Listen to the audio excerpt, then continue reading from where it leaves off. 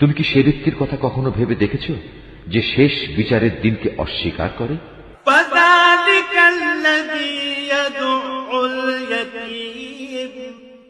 এ তো হচ্ছে সে ব্যক্তি যে নিরীহ এতিমকে গলা ধাক্কা দেয়।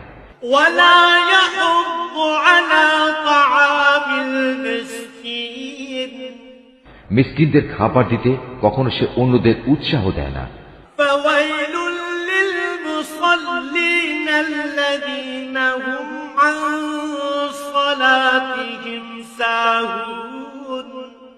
মর্মান্তিক দুর্ভোগ রয়েছে সেসব মুনাফেক নামাজির জন্য যারা নিজেদের নামাজে উদাসীন থাকে।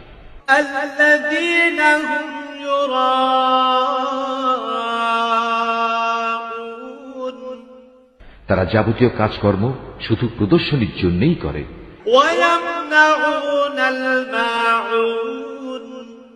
এবং ছোটখাটো জিনিস পর্যন্ত যারা অন্যদের দিতে বারণ করে।